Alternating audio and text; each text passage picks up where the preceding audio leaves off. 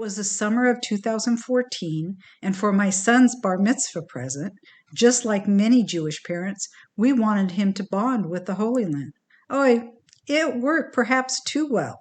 My husband had stayed back at the hotel, and our friends, my son and I, had just stopped in a pharmacy. Run to the bomb shelter, sweetie. Please hurry. I didn't hear the sirens at first, but the Israelis did. They're used to hearing these things. We ran to the back of the storeroom. It was a 12-foot by 24-foot windowless bomb shelter. My heart's pounding. Boom! Boom! I hear it and feel the percussion of the exploding bombs. I'm trying not to get sick. I look at my 13-year-old son and I think I'll never forgive myself if something happens to him. That's an excerpt from a speech I gave to the Orange County Jewish Bar Association. It was the first, but not the last time we had to run to a bomb shelter. Our adventure and my transformation is also the subject of my book, Blasted from Complacency, A Journey from Terror to Transformation in Israel. There is no chapter in a parenting book on what to do when a war starts and you're on a family vacation. Think touring extraordinary and sacred sites mixed with cowering in bomb shelters. I'm still trying to get over the Jewish guilt of taking my son to war for his bar mitzvah present. The impact of being human targets helped me understand the plight of Israelis living like this, and it also made me want to work on peace. How Israel is often described on the news is not what I'd seen with my own eyes. And I felt Palestinian parents also preferred their children playing safely in their backyards. The missiles exploded just near enough to blow apart my world as I knew it, forever changing me. And you'd never recognize my life today with what it was like then. I believe I found my life's purpose.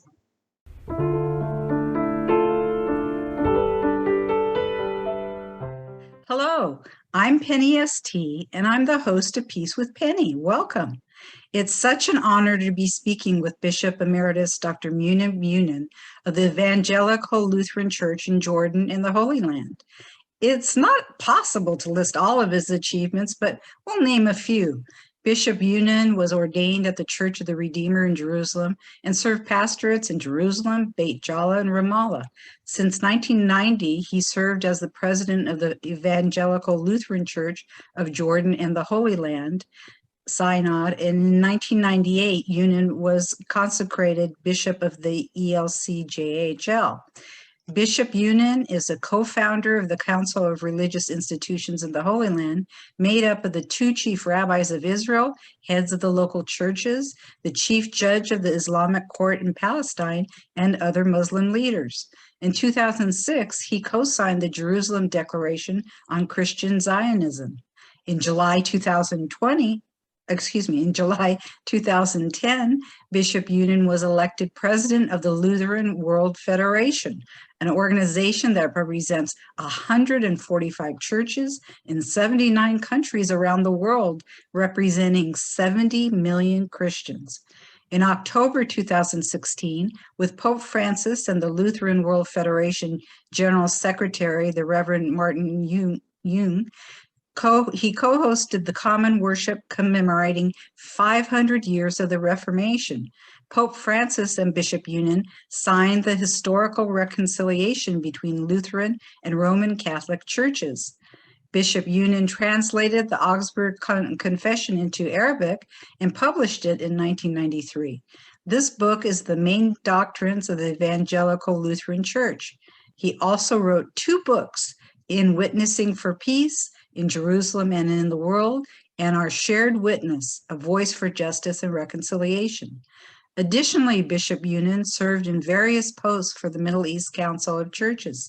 He has received a plethora of awards, but to name just a few, he was awarded the Pacem in Terris Peace and Freedom Award, the Niwano Peace Prize for his interfaith work and initiatives, Human Rights Award from the United Nations Association, Bethlehem Star Award from Palestinian President Mahmoud Abbas, the Holy Land Christian Ecumenical Foundation Prize, the Building Bridges of Understanding Award from Georgetown University, the Michael Agricola Medallion from Finland, and the Templar Peace Prize.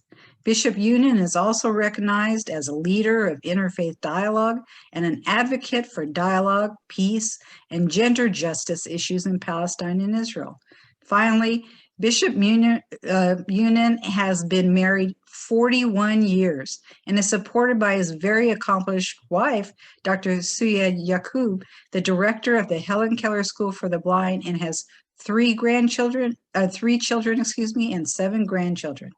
And with that, hello and welcome, Bishop Younan. Thank you very much. It's good to see you again. Oh, yeah. It's my pleasure for sure. That's an incredibly full life. You've done amazing work in so many areas and received so many awards. Just a little personal history before we get into the more professional details. You were born and raised in Jerusalem? Yes, I was born in Jerusalem from both parents who are refugees. One is my father is from originally from Beersheba, and my mother is from West Jerusalem. And we grew up in Jerusalem, and the Lutheran Church, of course, has embraced us and taught us. For the 5 children of us, we were taught in the Lutheran Church, and we were embraced by the Lutheran Church. And of course, that was very important for us. Yeah. And do you live in Jerusalem today? Oh, yes. I live in Jerusalem. You see, usually, you know, bishops in this country always live in Jerusalem. Ah, I see. And your wife, she's really something too. She's quite accomplished. I was so impressed reading her background. Did you want to say something about? My wife is my wife is originally from Kfar Baram. She's a refugee who lived in Haifa and was educated in Haifa.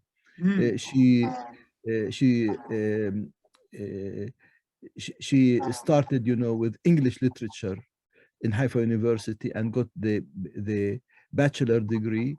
And then, of course, she continued in the Hebrew University in Jerusalem, and she has 2 masters, 2 master's degree, one in literary criticism, and the other one is in education administration. And of course, she is looking forward to to start her PhD work in California with Concordia, Irvine. Concordia University, Irvine. In Irvine? Yes. Oh, we'll have to hook up. Yes, we have to. That's about a half hour from where I live. Yes. Oh, but that would be great. Mostly on the Zoom, but she will be working also on education, and social justice. Oh man, she just sounds so interesting. So yes, I go think ahead. You know, my wife also has been, very active in gender justice issues. Yes, I love it. I love it being as particularly, being a woman and growing up, you know, in my corporate days, certainly we had to do a lot of adjusting people's attitudes, shall we say. Well, that is very important, and that's what my wife, you see, has done in our church. You know, in our church, the bishop's wives will be the chairperson of the women's committee, and she didn't want to do, you know, these traditional ways of women gatherings. You see, just Good for her. think of another bazaar. She has really concentrated on two things: one, domestic violence, and secondly, changing the constitution of family courts. You see, and with workshops, with awareness building, she has succeeded, you see, to convince our synod, you know, and of course to change our constitution to be fully gender justice in in 4 subjects, which are, you know, marriage, divorce or annulment, whatever you want to call it, adoption, and inheritance. And it's the only constitution in the Middle East that is gender justice based. Fabulous. Well, man, yeah, of course, we were just talking before we started about Thanksgiving. You're not that you folks celebrate Thanksgiving there, but in other family gatherings, I can't even imagine the discussion with the two powerhouses around the dinner table, what that's like. I'd love to be a fly on the wall listening. Oh yeah, it's a blessing. It's a blessing to have, For to have sure. such a family, of course. For sure. Speaking of kids and all that, I know as a mom, I was surprised at how much my son, when he was growing up, taught me. And when we spoke previously, you told me that your children and grandchildren taught you many things, including diversity. You want to talk just a little bit about that? Yeah, two things are important, which I've learned from my children. First of all, even if we have 3 children and 7 grandchildren, God has created diversity. Everyone is different. I mean, the things that joins us all together is love and acceptance of the other. And so, I mean, you can appreciate the work of God, the creation of God, when you children and grandchildren, that we are not all the same, but we are one family. And that's a good sign for the whole world. And secondly, I'm not good in computer and in all these iPhones and so on. Yeah. The age of technology has come very quickly. So when I need something, and I don't know how to use my iPhone, Boy, I go to them. I go to my 12 years old, granddaughter. Sure. Oh, help me. She said, it's simple. What are you saying? Yeah. I told her, for me, it's not simple. So, I mean, Yeah. Family life is always, teaching and learning. And that's Yes. the richness of this family life. When it is, of course, with love and with embracing each other and loving each other, it makes it more meaningful. And thank God for our children and grandchildren. That's what I say. Yeah, they keep it interesting, that's for sure. Exactly.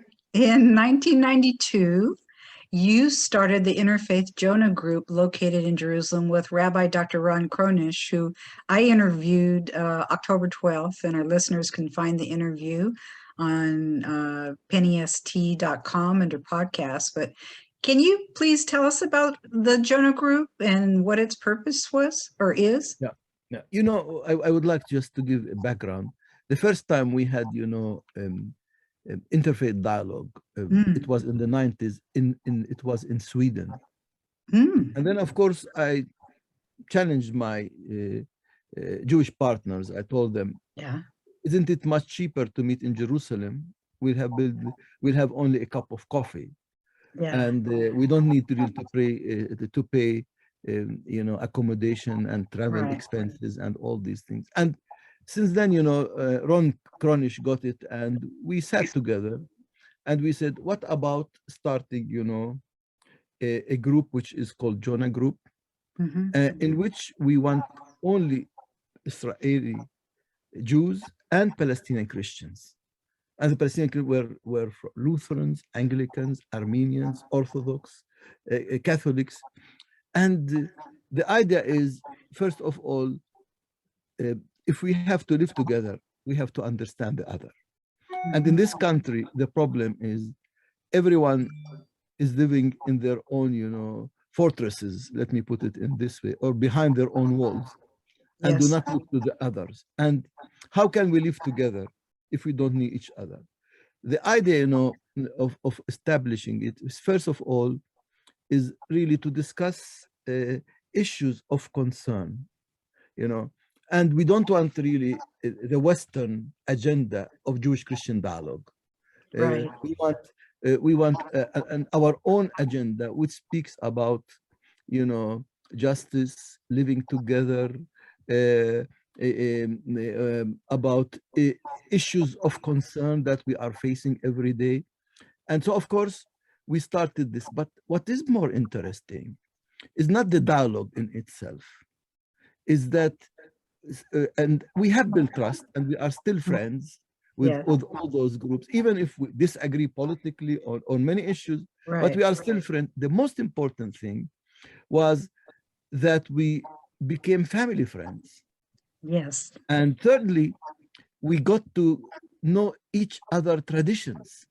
For example, we appreciated in Kol HaNeshima that a synagogue that we had Seder evenings, you know, not one time, more than one time, where they invited us Palestinian Christians and Jews, instead of being with their families, they were with us. So this, and we appreciate that on Christmas and Easter, they came to our churches and they celebrated with us. So I mean, this is important, and I don't underestimate this, because once you get to know the other, you know that you see God in the other who is different, and that's very important. What Jonah Group has created in us, and that's the reason, for example, we can speak publicly with each other, and you know, our reservations, our problems, our joys. I mean, when there are weddings, I invited those friends to the weddings of my children. They invited me to the weddings of their children. So imagine, this is important. You know, Oh, it's not only extremely important, and unfortunately, it's too rare, but it's wonderful. This is what, you know, bridge building between us. When I, you know, and frankly talking, we didn't do it secretly. You know, when I used to be a pastor in Ramallah, I used to tell my congregation that even it was in the midst of the Intifada, I'm going to dialogue with my Jewish partners, and I told my church it was not secret. It's not a secret group. I mean, and people really understand it, and they say, yes, it's important that we sit together. And what do the Jews think about this issue? What do they think about that issue? So I mean, there is, and the opposite is true. You know, and you can really. You can. Once I went to Kol HaNeshima, and then Rabbi Levi Kelman, who was the rabbi of there, asked me if I can give a short meditation. You see, and then I had a youth group with me in that synagogue, and he asked us to sing a song or a hymn, and we sang Psalm 150 in Arabic, and you know. From that time until today, every Shabbat, they sing it in Arabic in Kol HaNeshima synagogue. Psalm 150, which is our joint, you know, psalm, which is psalm of praise for God. So, I mean, you see how things are, these are important moves. This is the reason religious leaders can either show the way here or there, either to show for peace and justice or to show for extremism. So we opted that if we want life and life more abundantly, we have to show the way of trust, the way of bridge building, the way of understanding each other, the way of even accepting each other, even if we disagree politically. But that's not of the concern. The concern is that we are equal human beings who wants to equally live together with equal rights. That is so beautiful. Next, I would like to share my screen, and we can get into some pictures. Okay. So here's your beautiful picture, but now let's I hope it's go. Well, I think it is. First, let's talk about the Council of Religious Institutions in the Holy Land that was started in 2007. Who are these people? Well, I would like to say that the Council of Institution, which was established in 2005, was a spin-off Alexandria, agreement that was signed in 2001. And then we thought, Patriarch Michel Sabah, who is standing, and then Rabbi Rosen, Oded Wiener, myself, the convener, which is the tallest among us, the Norwegian, we said, yeah, this one, yes, he is the convener. We met in the Latin Patriarchate in Jerusalem with his beatitude Patriarch Sabbah, and said, let us establish a council where we will have the two chief rabbis of Israel, and which Ashkenazi and Sfaradi, and we want to have also the heads of churches of Jerusalem and the chief judge of the Islamic court in Palestine. And of course, at that time, we introduced our ideas to both governments, and they accepted it. And we started since 2005, to meet together. What I would like to say, when you sit together and discuss, you don't come and discuss about the weather and about if it's raining today or not raining. We come with the joys and pain and suffering of our people under our skin. So, I mean, these people, we were once having a dialogue. Here we have, in the middle is the Greek Orthodox Patriarch, and then the chief rabbi of Haifa beside him, and the Armenian metropolitan or archbishop, and then the Latin Patriarch, the former Latin Patriarch, a rabbi from Savon near Tel Aviv, David Rosen, Oded Wiener, and a pastor, you see, and then the secretary of the Orthodox Church and the convener. Now, what did we achieve? Why is this important? I think, again, to build trust with each other is very important. Always when you are building, and it is, I mean, I always say, it is the modern miracle, despite the difficult political situation in which we are living, that we can meet, as what we achieved. What three important things are important for us. One is to monitor what clergy, imams, and rabbis, depict the other, you see. And we have in this council,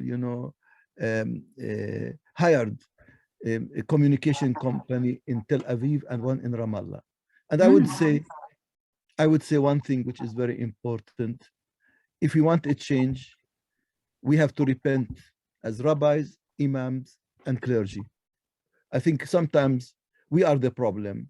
How do we depict about the other, and how really we build bridges instead of building, or we build walls instead of building bridges with our. So secondly, it was very important for us really to. It was very important for us to also subscribe to the code of conduct for holy places. How do we respect each other holy places? Because holy places can be places for war and conflict or for prayer. We want them to be only places for prayer and worship and praising God, and praising the Lord there. And that's what is very important, because we are seeing in the world, not only in this country as well, that holy places are always the places where we are getting, problems. And thirdly, which is very important to tell you, that after these two things, in our visit in 2012, we met Mrs. Clinton, and we told her about a project which is monitoring textbooks in Palestine and Israel. Oh, that's so important. And she funded it immediately. And we really monitored 750 textbooks in Palestine and Israel, where a Palestinian professor from Bethlehem University and Israeli professor from Bar Ilan University, they looked to everything. And of course, it was all the material was analyzed at Yale University with an American Jewish scientist who is Bruce Wexler, who at Yale University.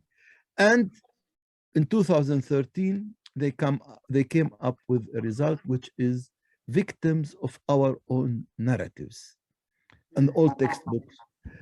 I mean, what four important things were from my point of view, which are important. First of all, these textbooks has shown we have different narratives. And for sure, we will have different narratives. I mean, Right. we don't expect the Israeli family narrative will be the same like my Palestinian narrative. But the issue is how do we teach these narratives not to be sources of hatred, Right. but sources of understanding the difficulty of the other, not necessarily accepting it, but at least listening to the narrative of the other. Because even in your family, you have a narrative, your husband has a narrative, your children have a narrative, but you really listen to each other. And sometimes in this country, we don't listen to each other. Different narratives are important to understand the humanity of the human being, you see. Secondly, we have noticed that in both textbooks, we don't teach about the other religions except our own religions. And that's a problem. How can I live with an Israeli, with a Jew, or with a Muslim and a Christian when I don't understand their faith? And not only their faith, their different faces. Judaism does not have one face. It has different faces. Christianity is not one face. Islam is not one face. So, I mean, how can we live together? And this is the reason we were recommending, in this textbook, that in Israel and in Palestine, Christianity, Islam, and Judaism should be taught, which is not at the moment, you see. And thirdly, the value of living together is not existing, or if you like, coexistence in both textbooks, And fourthly, which is very important from my reading, that Jerusalem was seen exclusively for one nation and one religion, but not for the three religions, Judaism, Islam, and Christianity, and the two peoples, Palestinians and Israelis. I mean, here you can summarize the whole Palestinian-Israeli conflict.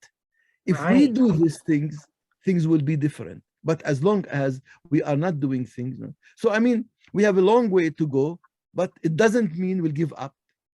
We have to continue because our education for the rabbis, clergy, and imams, and in our schools, and that's for me very important to do it. Yeah, and obviously in the textbooks, it's for the next generation. So, what they learn is so important. Well, if you show me what is your textbook, I'll tell you what kind of a nation you will be in the next, in the next 10 years. Yeah. And that's very important. And I think today we have three priorities. They are education, education, and education. Well, that narrowed it down. I agree. Education's always so important. But we have so much to cover. So here we have a picture of, this is the international meeting of Saint Egidio. Thank you. In Munich in September 2011. The prayer for peace. Can you talk a little bit about this photo, please? Well, Saint Egidio, they invite religious leaders from all religions, once a year, usually. Mm-hmm. And when we were in Munich, we thought that it's very important in the time where Islamophobia was increasing at that time, that we will show our, we'll show all the Christian, Muslim, Jewish leaders all together. We should march in the streets of Munich in order to tell our people and the German people and all the world that please do not ignore religion and do not see always religious leaders as being negative, but see that religious leaders are also, they can be also people who can build peace, because it's not necessary that religion is the source of a problem, but it must be the source of the solution. And that's the reason we were marching in the street. Then we had, speeches where we are affirming each other. And, people say, what does this mean? You know, because it's just not just, you know, marching in the street. You know, the fact that you can see here, you know, a Sikh, a Catholic, a Lutheran, you know, a mufti, a metropolitan, a bishop, an imam, a rabbi from different religions walking together in the street. And I mean, people are not accustomed. People are accustomed to see only one face. Right. And they are not accustomed to see us. And they think we religious leaders are all the time fighting each other and so on. To show this is a sign for peace. Even, you know, even if we don't speak anything in itself, it helps those who are suspicious to work for peace, to beg for peace in this world where it is badly needed today. Now, look today. What is our world today? Today, you see a growth of anti-Semitism, a growth of Islamophobia.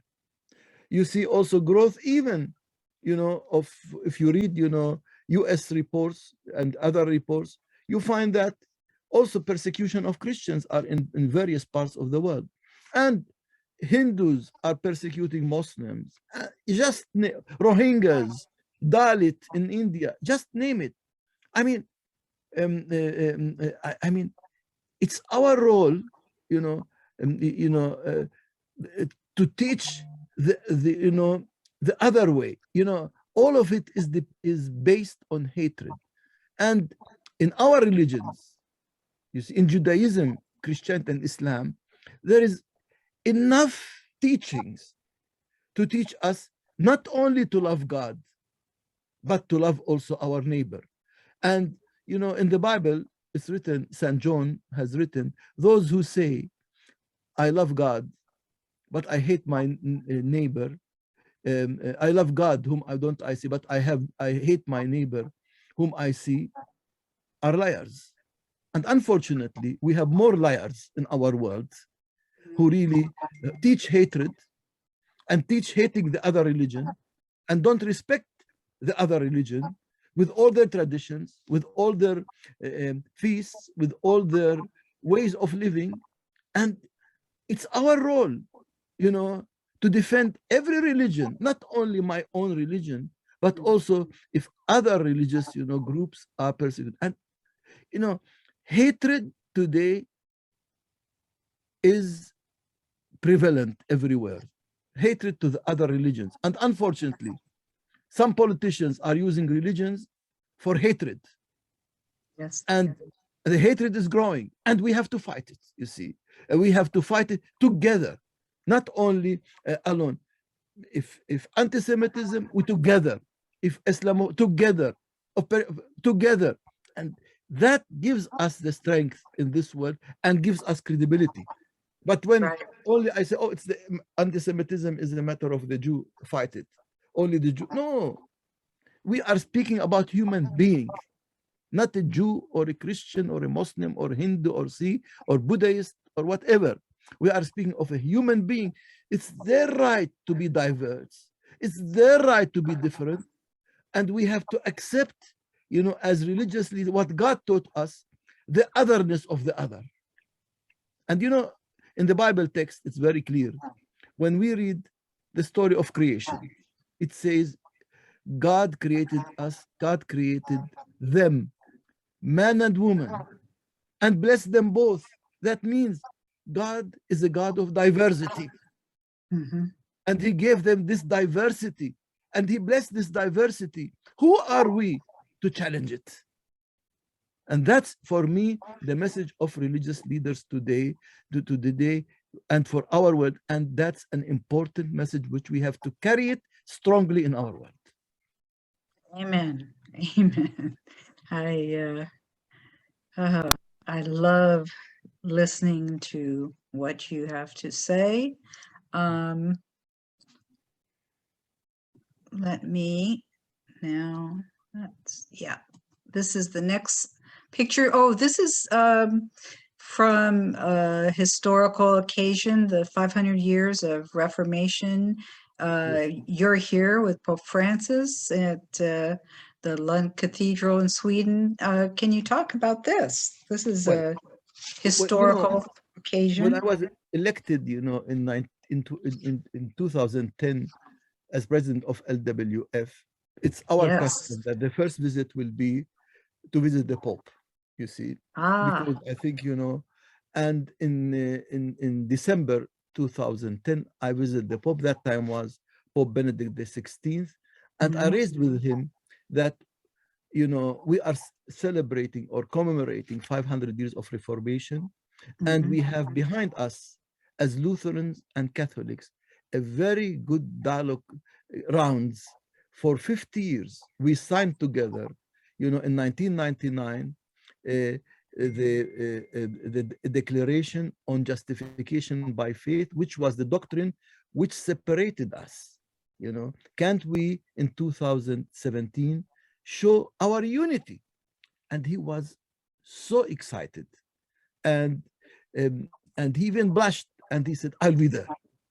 And you know, and certainly when the Pope and the president of LWF meet, it doesn't mean just really we come there for a cup of coffee. So of course we have had coffee together. That's another issue, but you know, so our International Lutheran Catholic Committee prepared a document called "From Conflict to Communion," where it says for the first time, you know, how do Catholic see and understand Reformation? How do Lutherans understand it? What do we agree and what we don't agree? And we said what unites us is the Holy Sacrament of Baptism, where we are engrafted in the body of Christ. You know, this is a Christian. And then, of course, we went forward and we made the contacts. Would Pope Francis come? And the issue is, you know, not the issue is the new terminology that we have used in the ecumenical movement is, can we co-host together? You know, co-host. And imagine that Lutheran, you know, so high level, they never met for 500 years. For 500 years, the first time we meet and co-hosted together. And Pope Francis wanted it to be in the Lund Cathedral, Lutheran Cathedral, where the Lutheran World Federation was established in 1947. So, I mean, this was a very meaningful. So we co-hosted together. Why it's co-hosted together? Pope Francis, why me and the General Secretary? You know, we have different structures. In the Catholic Church, the Pope is number one. For us, you know, we have the Lutheran Federation President and the General Secretary, who both are leading the Lutherans worldwide, you see.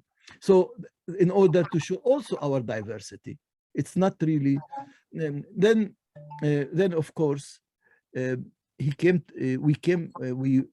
met in Lund.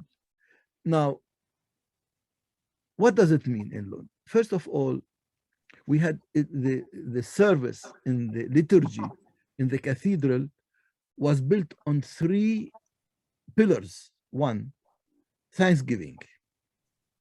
We thank God that the Lutherans and the Catholics have been loyal to the gospel of Christ all their life, and they still preach it. Secondly, we both confessed our sins of the past, of conflict, of disagreement, of war, of you know, of not respecting each other, you know. And thirdly, we committed ourselves to go forward and always to speak positively about the other. And not only that, but also to work in diaconical work, you see, in the world or in development together wherever it's possible. And wherever we don't want to compete, we want to complement each other. That's the difference, you see. And that was, you know, this has created a positive energy in the world, our meeting.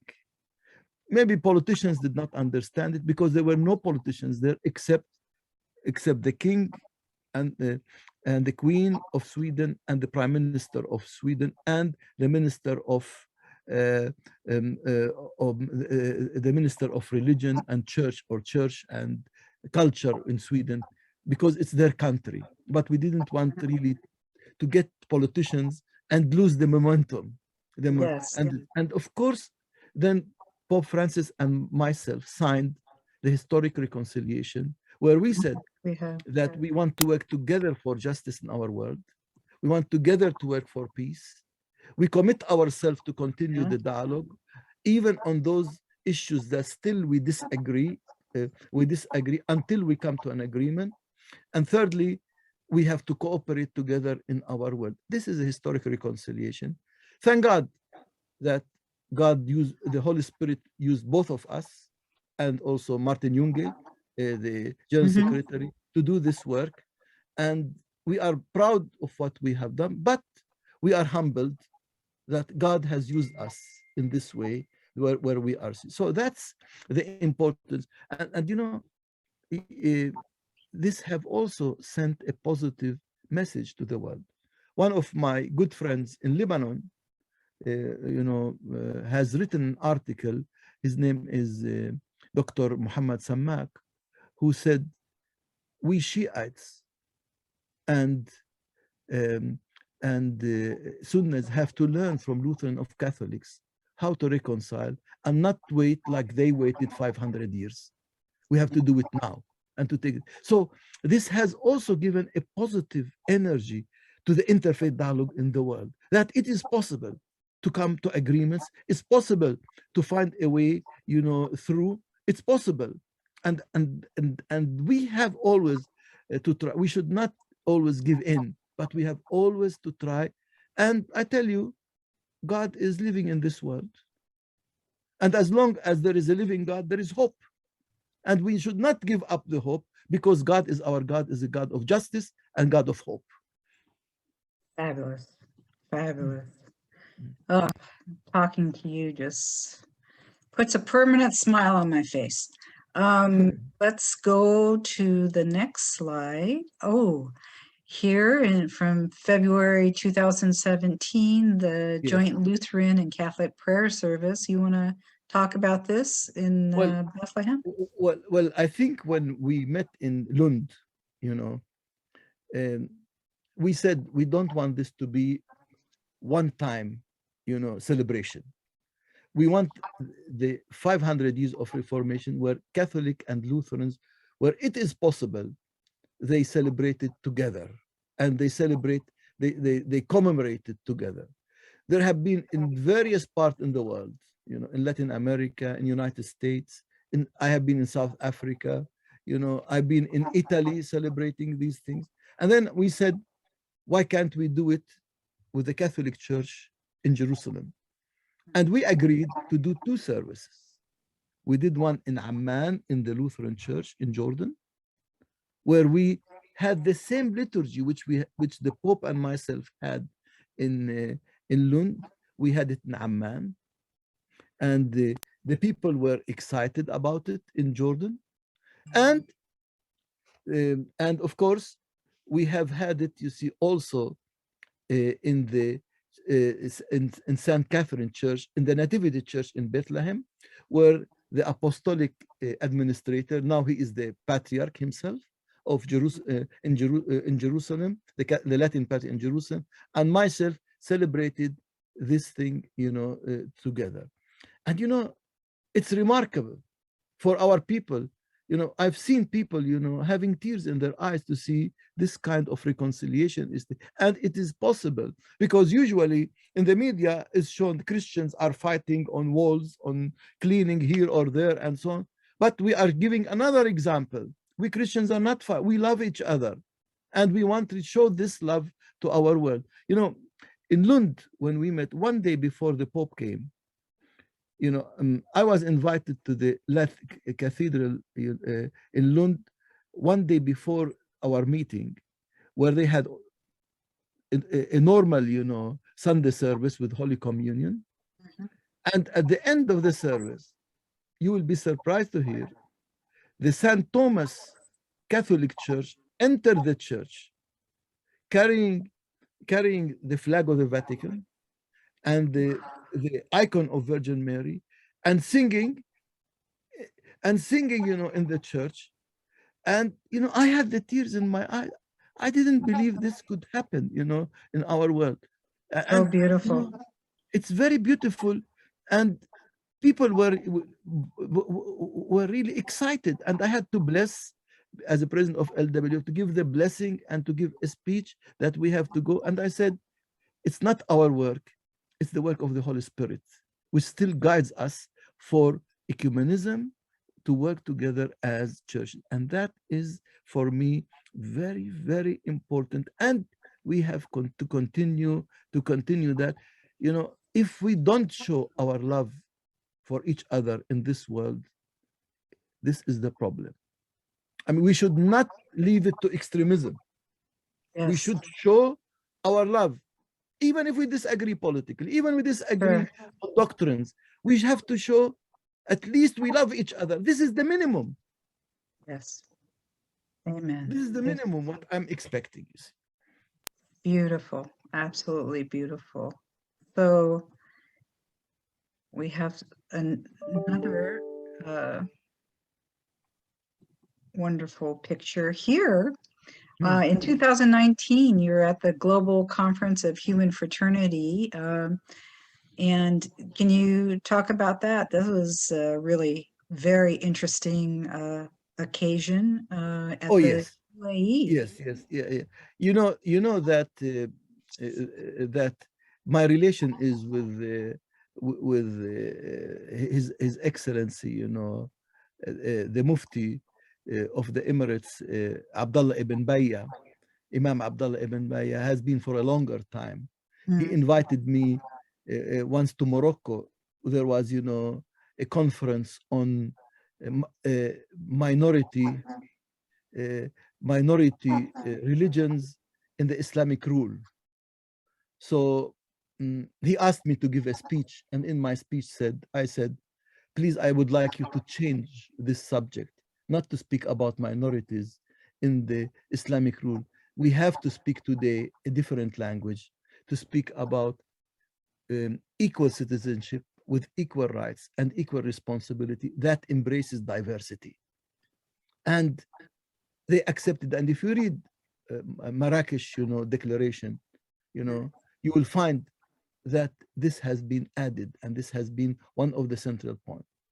Then, of course, I was invited to Abu Dhabi, because at that time we were told that the Pope Francis, and the Grand Imam Ahmad Tayyib from Azhar will come, and they showed us the document of the Declaration on Human Fraternity, which both of them have signed, in front of us in Abu Dhabi, in which really they are writing that there is a responsibility on Christianity and Islam, how to answer the queries of our believers on many issues. For example, in 2007 in Jordan, King Abdullah II invited 138 scholars of Islam from the various sections, and they signed, and sent to the Christian churches in the world a document called called the Common Word, in which they say the core of religion is loving God and loving humanity, loving God and loving our neighbor. Now, this human fraternity is a continuation of that. How do we have to deal today with the media? How do we have to deal with the issue of gender justice? And we know that this is not an easy issue. How do we have to deal, how do we understand Islam? How do we understand Christianity? How do you understand other religions, and of course, in Abu Dhabi, there were also Jewish rabbis present, not only Muslims, Christians, and there were also Jewish rabbis who were present, and we discussed these issues. How can we today, find the common values in our religions. I don't need to discuss with you, about your doctrine, because I will never convert you to Christianity, and you will never convert to Judaism or to Islam. But how can we find from Islam, Christianity, and Judaism, which are the three monotheistic religions, or Abrahamic religion, whatever you want to call them, because people disagree theologically what they call. But for me, whatever you want to call them, we are the closest three religions to each other, you see. And how can we find the common values of living together, of justice, of peace, of of dealing with the ecology, environment, of of building bridges with others. There are many issues in the world today, which, or of course, how can we deal with COVID together? Because COVID had shown us how, it's a small, unseen virus has shown us that we have one humanity. Yes. It seems God is talking to us and showing us that we are one humanity. So what are we fighting for?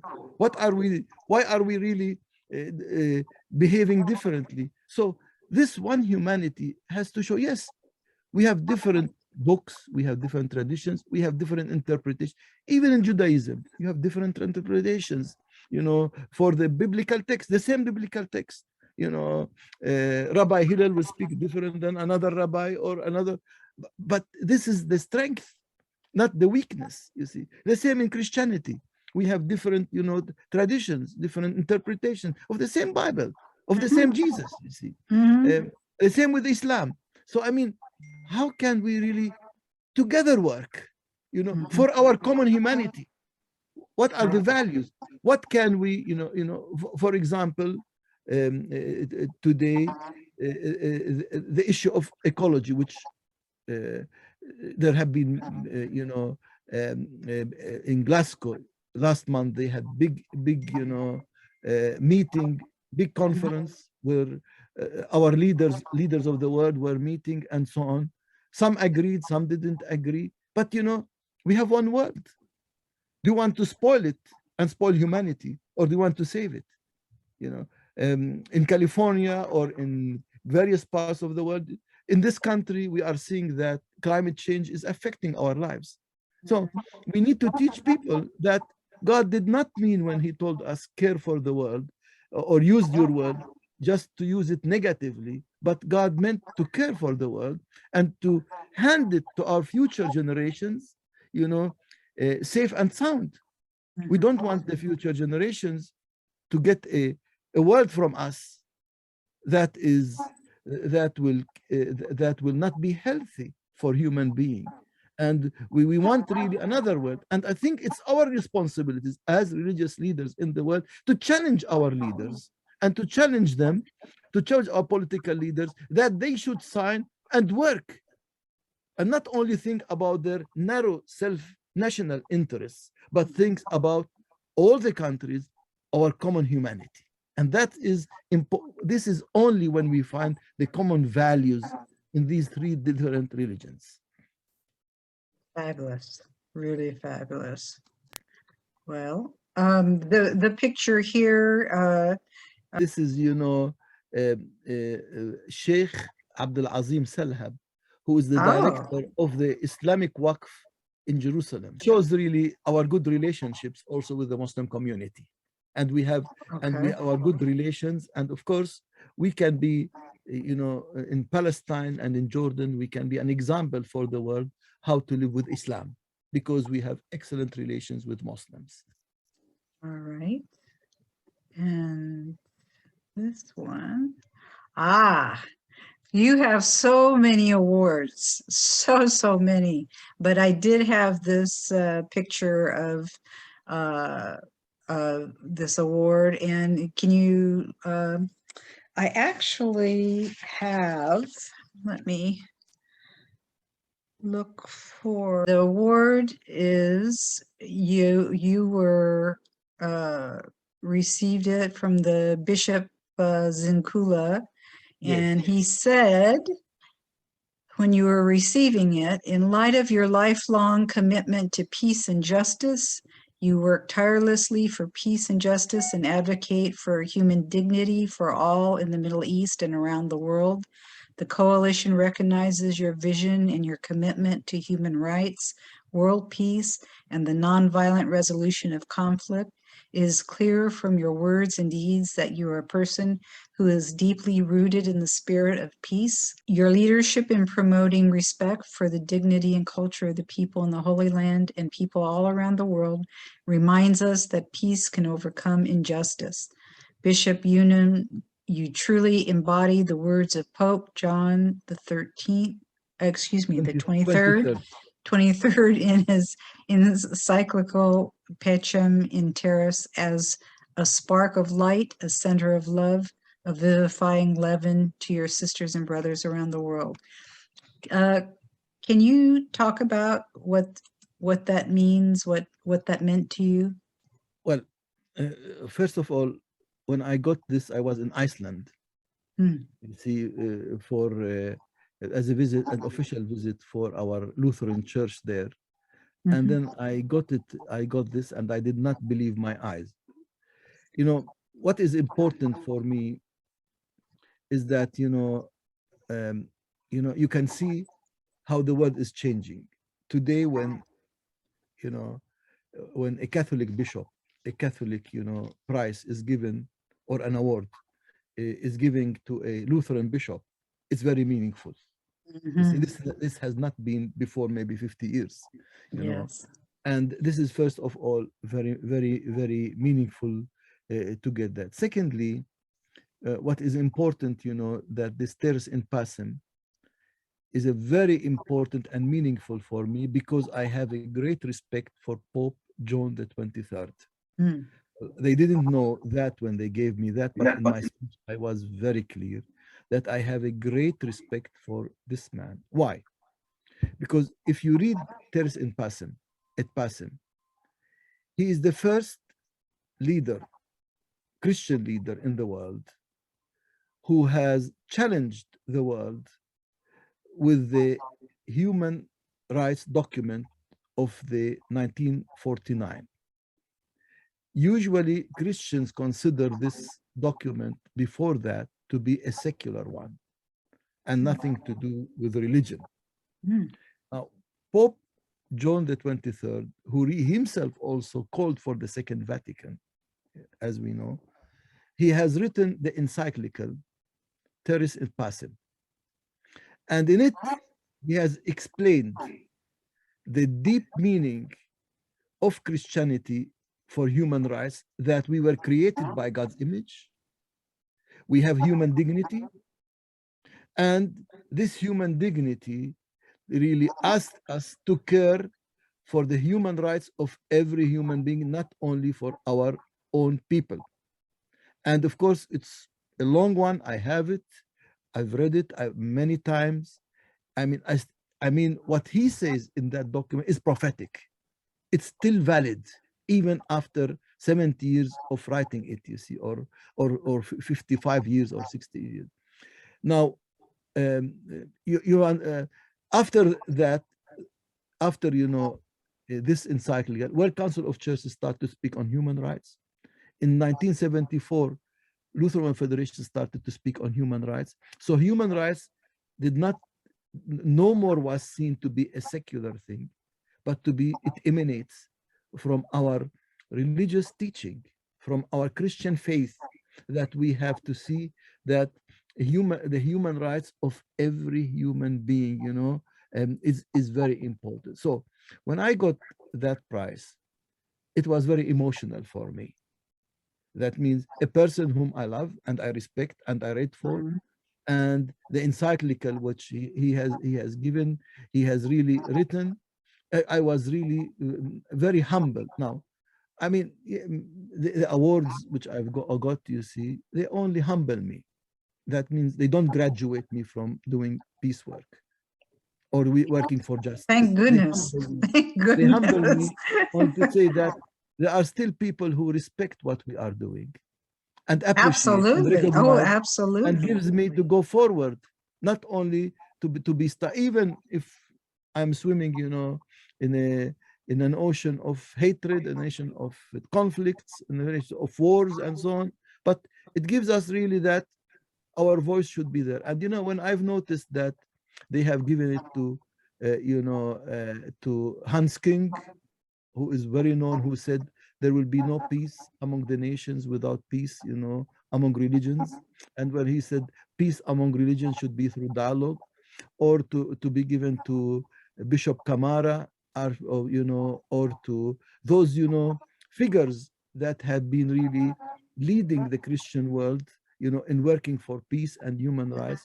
So when I see I am part of this group, I'm really humbled that my work didn't end. I have to continue the work. And that was my feeling, which was very emotional and very important. We need sometimes in this world, to recognize those who work for the right thing. Absolutely. Because sometimes we criticize everybody. In our world, we criticize everybody. Everything we criticize. Nothing is good in our eyes. We just criticize and criticize. But sometimes we have to recognize that there are some people, who are working.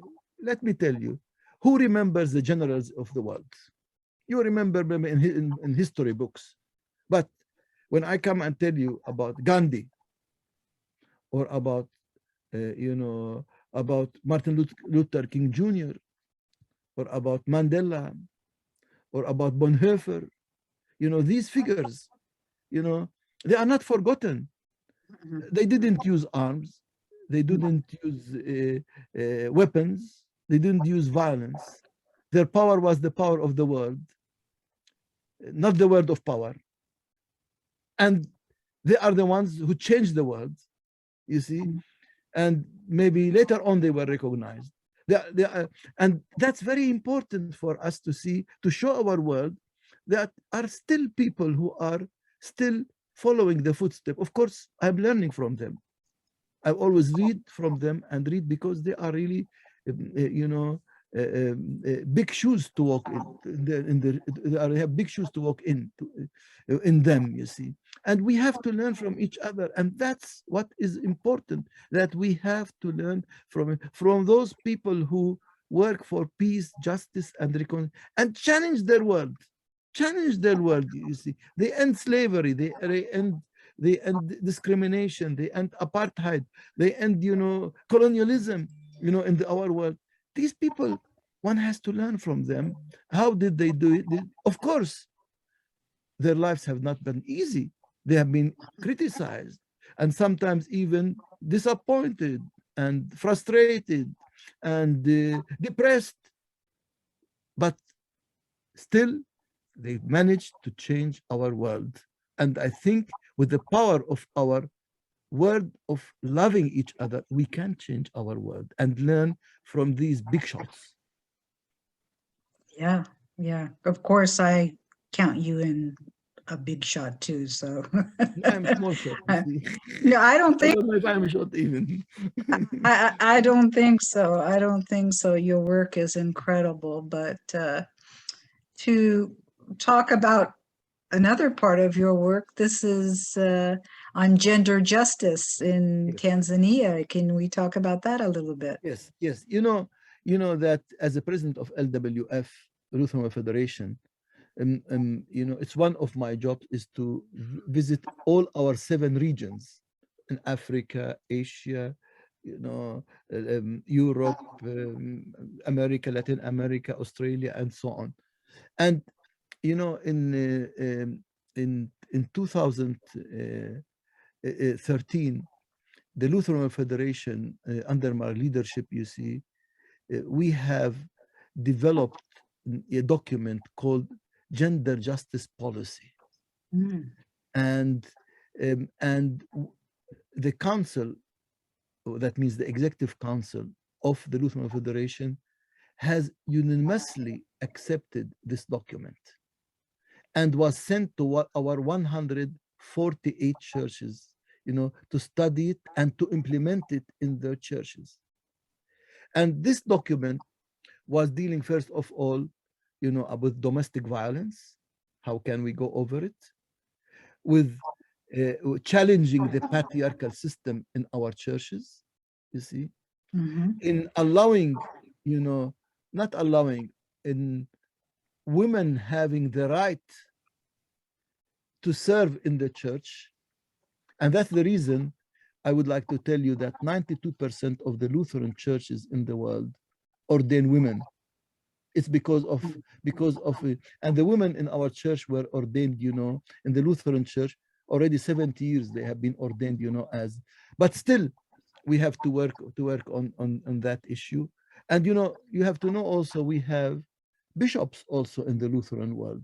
So gender justice is so essential in our world today. And we were in Africa here, you can see we were Africans, we were Europeans together, we were dancing and so, but we are promoting, the issue of gender justice, because today, I always say, our world has been governed by men, and look where we are today, where women brought us where to. Maybe if women, take the lead of our world, maybe we'll have justice and peace. Let's see. But I believe totally that women can bring justice to our world much more than men did. Well, we certainly all could use a better job than what's going on today. So here you are in the Middle East, and in Israel, Palestine. What is it that you think would, given the situation today, what could people do to help? Well, I think we are now stuck nowhere in the Middle East. First of all, I believe that negotiations are important between Israelis and Palestinians. It's very important to find out, where are we? And secondly, I believe United States of America is also responsible. Unfortunately, there were some years where your former president, it's not a secret, it's an open secret maybe, blocked any kind of understanding between the two nations, with his unilateral, decisions here and there. Today, I believe it's a time when we need really to go forward and not backward, Look, there are two nations living in one country, Neither nation will exterminate the other. Right. Neither nation, we have to live with each other, if we like it or we don't. I mean, some of the leaders said, God predestined us to live together in this country. Now, we cannot live in war all the time. We cannot live in conflict. We cannot live in occupation all the time. Occupation is neither good for the Israelis nor for the Palestinians. It's not good. So the only way is to sit together and find a way forward. For how to go forward? I still continue to believe in two-state solution on 1967 borders, where the state of Palestine will live side by side alongside the state of Israel on 1967 in peace, justice, equity, and reconciliation. And I believe that East Jerusalem should be a shared capital. East Jerusalem for the Palestinian state and West Jerusalem to the state of Israel. I think this is very important. Now, if this will be achieved, I promise you, Palestinians and Israelis are two clever nations. They can be a blessing for the whole Middle East. I can promise you. Secondly, it's important to understand, that the security of Israel is dependent on the freedom and justice of Palestinians, and freedom and justice of Palestinians are dependent on the security of Israel. This is a symbiotic relationship. It's symbiotic. We cannot ignore it, we cannot ignore it, and for me, this is a way forward, Even some people say, oh, it's too late. I don't think it's too late, you see. Of course, there are obstacles, political obstacles. Of course, there are, people, there are extremists on both sides who are not interested. I mean, Right. the settlers are not interested. Others are not interested. Well, some settlers aren't interested. I know plenty of settlers who are actually like... but not the ideologically strong, you see. They don't. But, maybe Hamas is not interested, you see. But, I mean, until when should we fight? See, at the end, we have to come to a solution. Look, the civil movement took so long. At the end, they found solution. South Africa, they got solution. Even Germany, they had the wall, and everybody was afraid of the war. And in one day, the wall. Why don't politicians use their brains and do it now? Exactly. They are responsible. Why do it? Why should we make another 30 years when hatred will be much more, when extremists will kidnap all of us? Why? And that is really my question, you see. Why can't we all live together, you see? And today we need,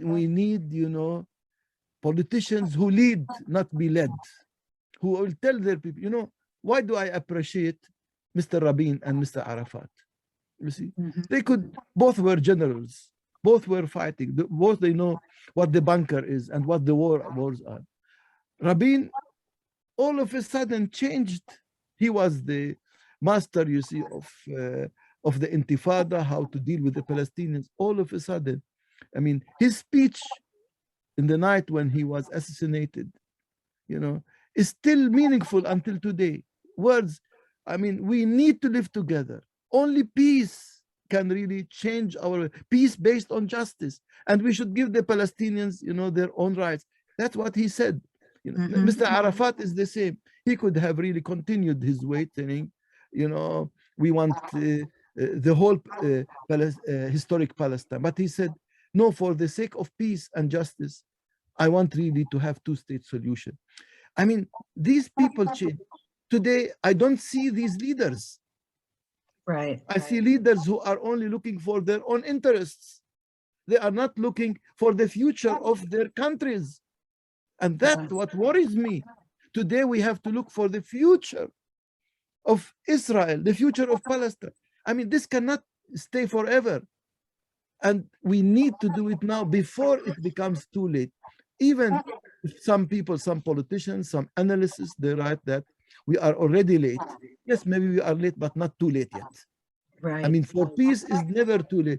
If there is peace mentality, we have to shift it from war mentality to peace mentality, to say, how can I live with the other? And, we can be both blessing to each other and to the world. And for this reason, I believe we have to go for the two-state solution quickly. And I hope Mr. Biden will do his utmost, you see, with the Israeli and Palestinian leadership to go forward, not to be stuck only with world issues, which are very important. But I tell you, if there is no peace in Jerusalem, there won't be peace in the world. This Mr. Biden and others have to know. And we need to start from Jerusalem. We need to start to have in this country. Once we have it here, it will be a blessing for all of us. This is my dream. I hope I'll see it in my lifetime. This is my dream. I agree. I hope both of our lifetimes. I agree. Well, I think I have that's worked all my life. I feel sometimes frustrated because, as if some people tell me you are living in your own world. You are dreaming only. I said, well, Martin Luther King Jr., he dreamt and God was there, and I dream this, and I hope that God will change the minds of our leaders to see what is best for their nations. I mean, we cannot continue this division, this hatred, these problems. We don't want to see killing of any side. We don't want to see anybody losing their children, their parents, their mothers, their loved ones. We want to see them working together and developing this country with economic growth, with equality, with reconciliation. It will be possible. You know, the best in the life, on the history of Israel and Palestine was from 93 to 95. There was no bullet against each other. You know, I remember when 1993 Oslo was signed. Oslo today, of course, Oslo was good, but the implementation was not good. Oslo was good thing. You know what? In 1993, when I saw the children who throw stones, you know, the youth who throw stones, and the youth who were shooting on those who throw stones, they were together in the army jeeps, giving each other flowers and singing together for peace. This should be the future world. We don't need any more arms, bullets. We don't need any nuclear, conventional or non-conventional arms. All these, they don't bring peace. They only make more rich people in the world, but they don't bring peace.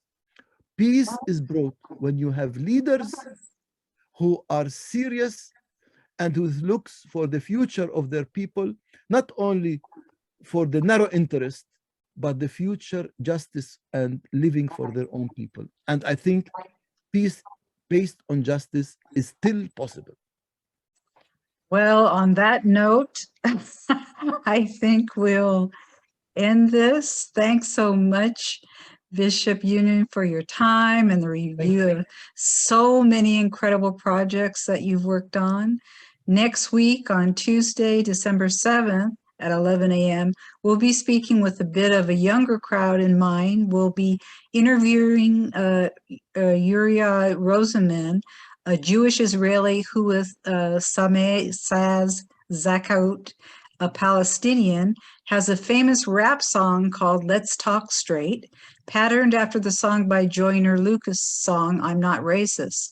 The YouTube rap video shows two men, one Israeli and one Palestinian, hurling insults at each other. Knowing what the other thinks of them is the beginnings of working on peace.